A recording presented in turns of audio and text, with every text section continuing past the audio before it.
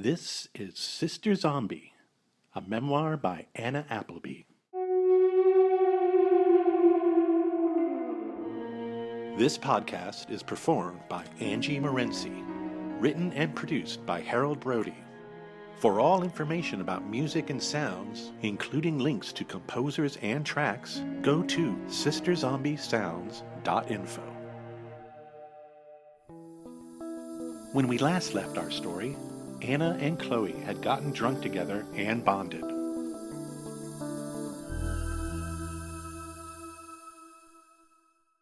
Chapter 42. The Economical Gods.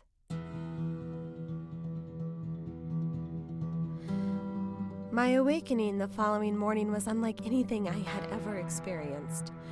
Firstly, there was no gradual easing from the nether to the sentient, rather a jolt of pain like razors applied to the back of my neck, followed by a numbness shooting down my entire right side. Except in a flash, it wasn't a numbness any longer, but an invisible, fiery rash threatening to peel away my skin.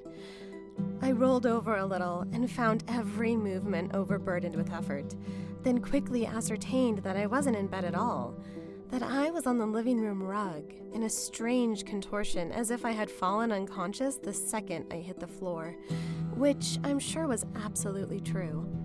Then the sledgehammer started pounding on my forehead, and I knew I was in the grip of that scourge most foul, that most frequently painful common karma, the hangover. Of course it was horrible, and I know there will be many among you that need no further extrapolation. But let me add this. The sickness I felt in those moments, the depression, the futility, and the unspeakable anguish of knowing that you must take another breath, all of it greeted me like a friend, even though we had never met before.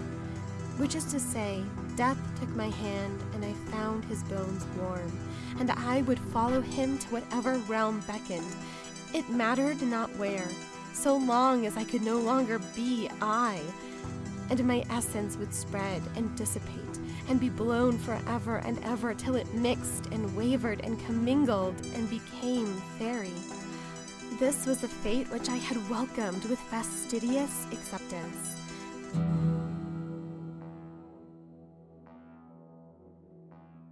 Until, as I writhed a little more on the floor, I saw Chloe's legs standing near me.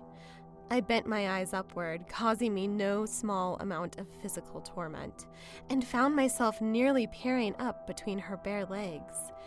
She hovered over me, standing there in her cheerleading uniform. Speaking for me was still out of the question, so Chloe spoke first, and graciously in a whisper. "Dude," she said, "it's like 3 o'clock. My eyes shut around the room a little, as much as they could, for even my eyeballs hurt. It was only then that I took notice of the familiar afternoon light bathing the living room. After spending the week home alone, I could tell the time of day from the interior hues and shadows, and it was indeed afternoon. I could hear Chloe sigh. She was expecting a reply to her announcement of the hour. But I had a more relevant question. So with monumental exertion that caused me extreme nausea, I mustered up the courage to attempt words. "Why are you wearing that?" I said. Suddenly, Chloe got all cheerful and loud. "I'm going to the pep rally. Tonight's the big game." Her volume accelerated the sledgehammers. "But you skipped school," I said. That didn't seem to concern Chloe, as she got right to the point. "Look, I told James I was going to cheer for him, and he's expecting me. So, can I go or not?" That's what this was about. I was her damn mother, and she was asking me permission. I lay there silent for a moment. Then, even in my debilitated state, I thought I'd said something clever. "But I'm not a cheerleader," I told her. Chloe's face grew quickly stern. No, but you're the school's totally death-obsessed psycho bitch who masturbates in public until you steal your dead sister's boyfriend. So I don't think suddenly becoming a cheerleader is gonna be that big of a reach.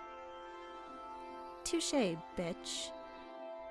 Well, if you told him you were going, I said, you better go. Chloe just quickly flashed a huge, stupid grin. Thanks, sis. And wasn't last night fun? Chloe didn't intend me to answer that, as in an instant she was gone. A few seconds later, I heard the low rumble of the garage door opening. Then she drove herself away.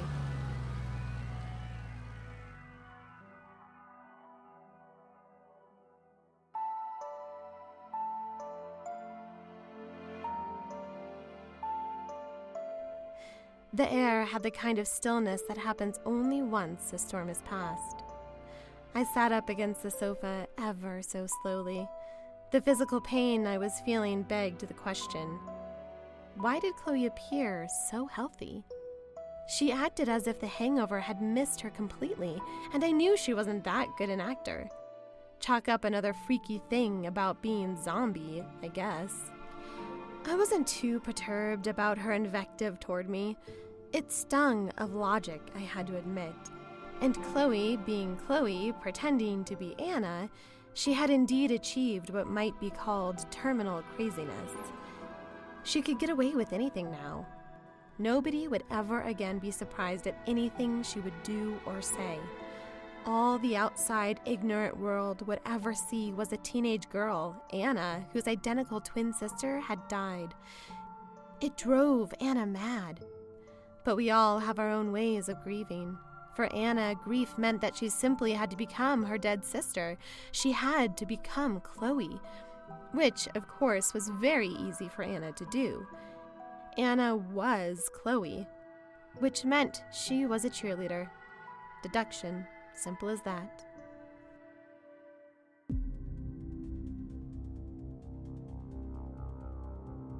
Being semi-vertical wasn't agreeing with me, as I slouched against the sofa, with my head feeling like it was floating on a bed of nails. But if it really was 3 in the afternoon, then I had severely neglected the duo in the basement. For much like one has to feed and walk a dog, so I needed to tend to my bastard children, my mother and her mate. This was my penance I needed to achieve before my second rest, as my body cried out for more slumber, anything to relieve the pain. So I rose to my feet, despite the weight of 100 hangover demons laughing in my ear, those busy little runts. Every step I took felt like my last, or perhaps that was just wishful thinking on my part. I passed the empty bottle of vodka lying akimbo on the floor, and the sight of it nearly made me retch. It seemed like such an enormous feat for 2 smallish teenage girls to finish an entire large bottle of sin like that. I put that behind me as I wandered into the kitchen to grab a can of beans, the staple diet of the chained mother zombie. Then I finally attained the back door leading outside, praying with whatever good was left in me that the sun wasn't waiting there to burn holes in my bloodshot eyes. Thankfully, there was some cloud cover, so maybe there is a God, and I had just wasted a prayer on my own superficial comfort, which was most certainly undeserved. Apt.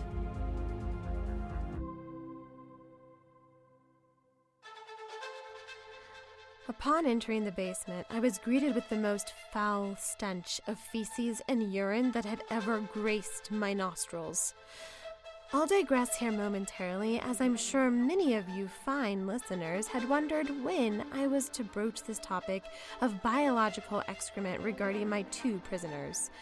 I had avoided the subject simply because it disgusted me as much as it would any sane person.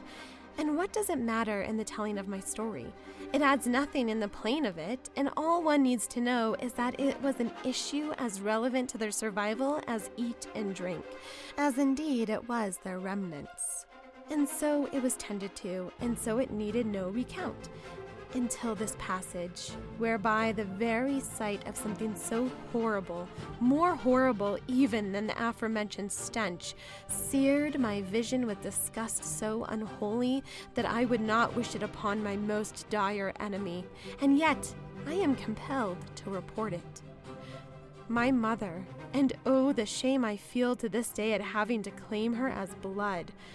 My mother and my teacher, still tied at their respective ankles and wrists, had both well soiled their clothes, but it did not end there. It would seem that both of them had undertaken, like some sick game played by infants, to somehow extract their respective fecal matter from within their clothes and use it as both paste and projectile, for it was strewn in all matter of randomness over walls, floor, and most significantly, over each of their own bodies, with a completeness that made my bones shudder at the effort such a coating must have demanded, for it permeated every last crevice of them. Their hair, faces, arms, and legs, and every visible strain. Now, I wasn't clear precisely the manner in which matter was strewn, but I could best surmise two options, both equally as repugnant. Put simply, they had clearly both rolled and tossed in their own, but had also partaken in a gruesome variation of a food fight, kicking the foul mud with their feet, since that was their only flinging option. Believe me when I say that I took in all this information in a matter of only a few seconds, just long enough to note that as a coup de grace to this orgy of vulgarity, both my mother and Mr. Spellman were both sitting in large puddles of what could be nothing other than their own pee. With that realization, and sensing a hint of mischief in both their demeanor, I retreated in haste, slamming the basement door behind me, just in time to kneel down on the nearest grass available and vomit most vociferously my entire stomach's contents out onto the lawn. My wave of sick was soon augmented by an upsurge of tremendous anger as I cursed those two savage cretins under my breath. They were punishing me, I construed, but I was not going to let them get away with this. Near enough to the door was a garden hose of sufficient length. I went to it quickly and turned the stream on it full, and glorious clean water gushed forth at a pressure more than adequate for my purposes. I held my breath, then took the spurting hose quickly into that basement, and with eyes averted, put my thumb over the hose end and proceeded to squirt water blindly, but in the proper general direction. The two guilty zombies squealed and squawked, but this didn't concern me. Only after a minute of unseen spraying did I squint a little to allow a sliver of my targets into my sight. The water was doing its best to dilute the sewage from the scene, thinning the sludge from both surface and skin alike, and I stayed down there spewing a good 5 minutes before deciding enough was enough. Then I took the can of beans and rolled it too within my soaking mother's reach. I took the can opener I kept on a nearby shelf and threw it at her too. Serve yourself your own damn beans, I thought, before I got the hell out of there for good.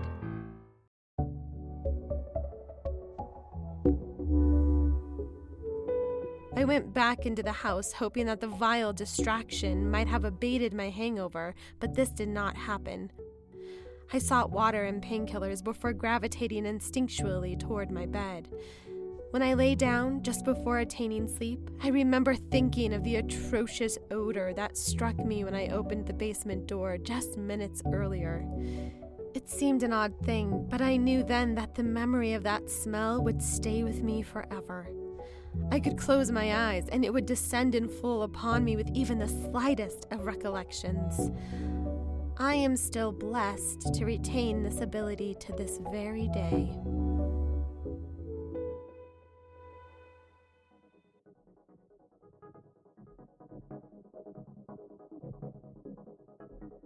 I know I slept for several hours and that my sleep was dreamless, for I slumbered then only to relieve my pain. But I awoke in a sudden fright, alarmed in the instant by one vision and one vision alone. A high school football night game featuring a certain 3 footballers marauding through a throng of innocent opposing players, laying waste to them one by one, leaving behind a trail of helmeted, mangled corpses, shocked students, and grieving parents. It was a vision so clear as to be prophecy. I leapt up from my bed in a sweat, my self-imposed illness still with me but rendered irrelevant. I tried to ascertain the time. I kept no clock, but it was dark outside, so I had to move quickly. I think the game started at 7 or 7:30, or who the hell knows. I just know that I have to get myself down there if I'm to have any hope of saving innocent lives from my trio of accidental assassins. That was my vision, anyway. While getting dressed in my mom disguise, I began to plan my trip and quickly remembered that Chloe had taken the car. Fuck! I weighed my other options and decided against the small-town taxi service in favor of a bicycle, for this ran the least risk of revealing my identity. The downside was that the high school was 3 miles away, and as I am sure you know by now, I am no athlete. Still, I hoped that my paranoia would morph into adrenaline and I could get there before the stadium imploded in chaos. In less than a minute, I was down in the garage, mounting the one bicycle the family shared as a unit, trying to remember the last time I rode it, realizing I could count my lifetime of cycling experiences on one hand. No matter, I could feign aptitude well enough, and I was off.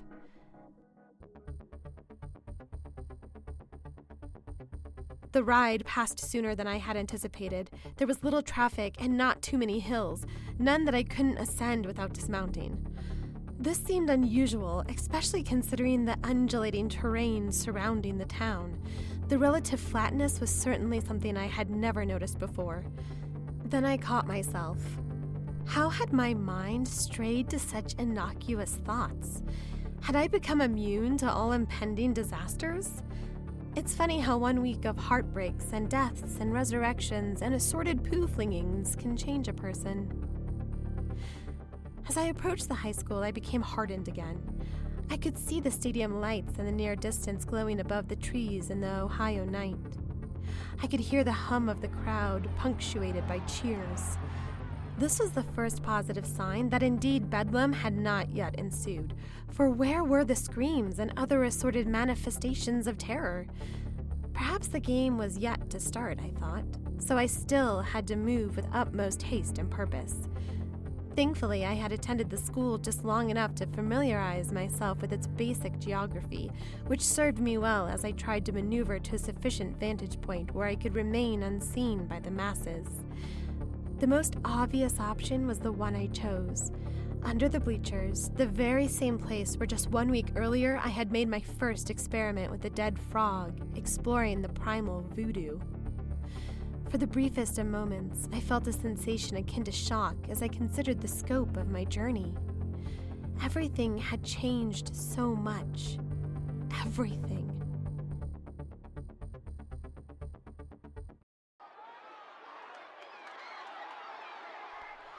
As I moved carefully into position, staying in the shadowy stripes, any noise I made was lost in the din of football, of screams of joy, and stomping on metal and clapping and cheers.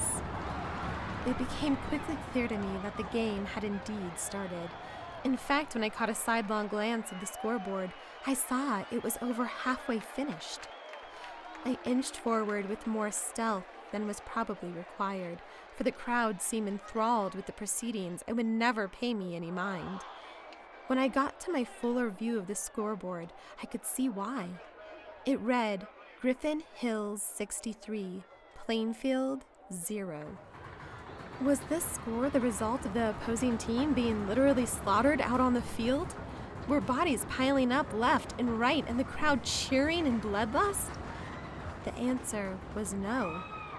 Though my view was largely obstructed, I could see just well enough to observe that the visiting team was alive and well, just getting thoroughly outplayed by a few of our local boys who muscled their way through them as a knife through butter. Of course, these were the 3 footballers.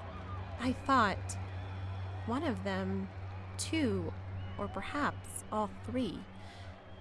I don't know who they were. I didn't know their names or numbers or what they were supposed to be doing out there. All I knew is that the same players seemed to be pushing the other team aside and tackling, and in general doing football things quite successfully, or so I gathered based on the evidence of the score and the reaction of the crowd. Then I moved laterally with the field, past the figures of Coach and Paolo on the sidelines, the forever dummies that they were. Because in the corner of my eye I saw a familiar flash of color. Out there, amidst the autumnal browns, greens, and grays, bright magenta interfered, like a laser mowing down the jungle. And this particular magenta-clad individual was bobbing up and down like a pogo on steroids. Chloe, all a flurry, all pom-poms and bare knees and squealing cheers at the peak of human frequency. And the thing was, she wasn't alone. All around her, the other girls, numbering about 8 and clad in a much darker bluish hue, followed her same routine, in what looked to fresh eyes like careful choreography. They kicked and twirled and jumped and shook and kicked and gyrated, and it was all a little slutty like one might expect. And I knew Chloe was their leader, aglow in the middle as she was. And it wasn't just her insane magenta that made her pop to the eye. It wasn't just that she was in the middle conducting the other girls like insects buzzing around a flame. It wasn't even just that, with the noise of the crowd and the game and the whistles and the metallic groan of the grandstand itself, that the shrill of Chloe's cheer cut through it all.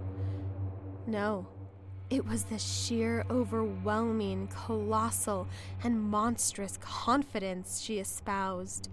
It shot out from her like an incendiary call to arms, as if the whole of the will of the world lay at her feet, and she could make minions fall and rise at her decree, and they would follow. This contagion, this plague, this cheerleader, this sister, this Anna, this me. Anna now ruled the school, except I was not she. Then, of course, as the crowning stroke of the inverted universe of my own sweet and toxic creation, James, number 6, trotting over to kiss his Anna on the mouth. His girl who wasn't me, his cheerleader sweetheart, his all-American dream, before donning his helmet and going for glory on the football field. And you can be sure that glory came easily to a man, boy, god, riddled with hormones, emboldened by death, enhanced by magics, and promised reward. Which in this case meant, no doubt, carnal fulfillment of the most ignoble kind that soaks the fantasies of teenage testosterone. Statuesque and foul, necessary and brief, a pool of boy gathered at the feet of the Jezebel, the paragon of Chloe, monument to smut.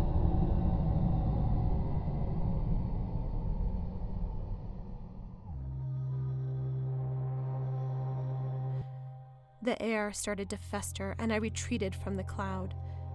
Sure that I was unseen by a soul, I found my chariot home and pedaled.